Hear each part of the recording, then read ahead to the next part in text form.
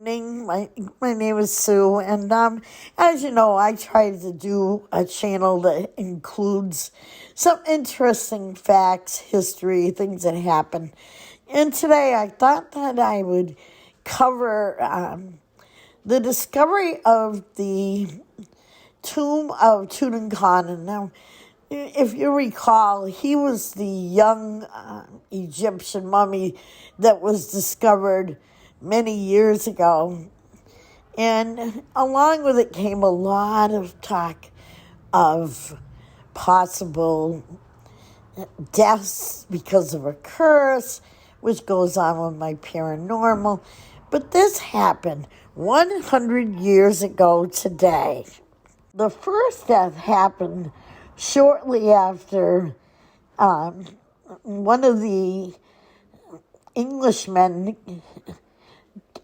Cameron, died of an infection, given the speculation that it was a misfortune being connected with a tomb as a result of an ancient curse. Now, things start and then they just escalate, but that's what happened.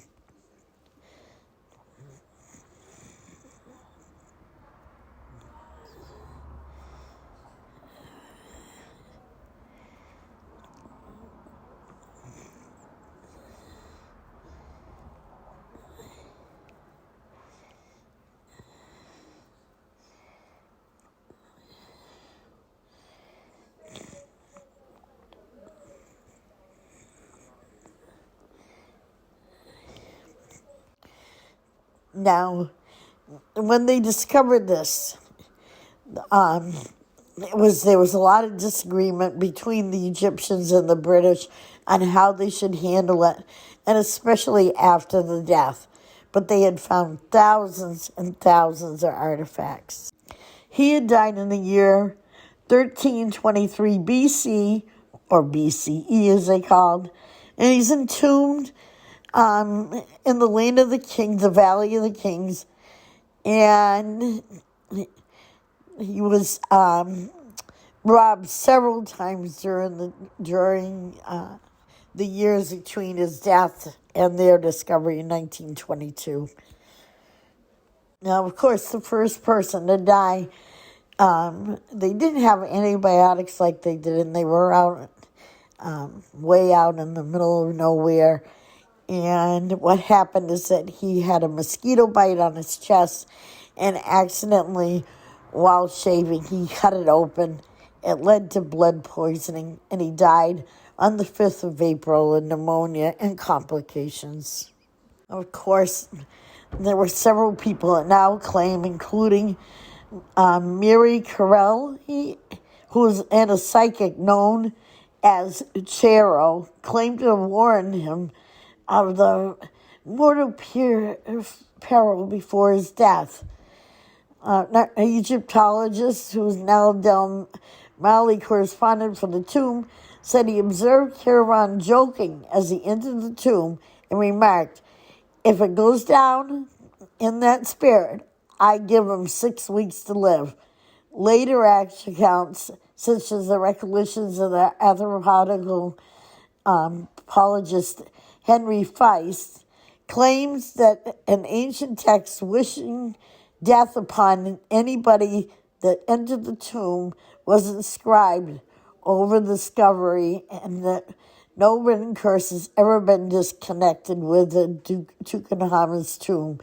And although some Egyptian tombs did contain such curses, most were non-royal tombs. But the story still kept. Of course, the stories got bigger because his son and heir, Henry Herbert, the 6th Earl of Cameronville, said that Cairo suffered a power outage at the exact moment of his father's death, and that in England his father's dog let out a howl and died. Now, this is just stories, but they stretch with time. There was also a story that he had brought a bird, and it was supposed to be a sign, a canary, that it was an omen, realizing the intruding animal to the tomb.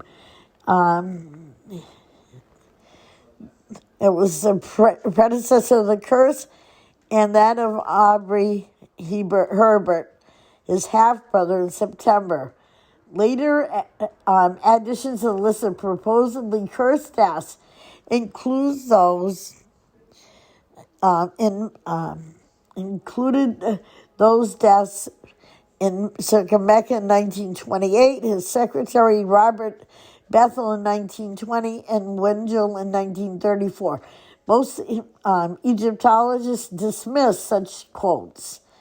In subsequent decades, some sources, such as the author Philip Vandenberg, suggested natural explanations for the fatality, such as poisonous present in the tomb. But a study by the British Medical Journal in 2002 found no significant difference in mortality between those who entered the tomb and those that did not. I just thought that I would cover something that happened 100 years ago today, and how they're still working on it. There's absolutely marvelous information. The artifacts are numbered at 5,398 distinct objects.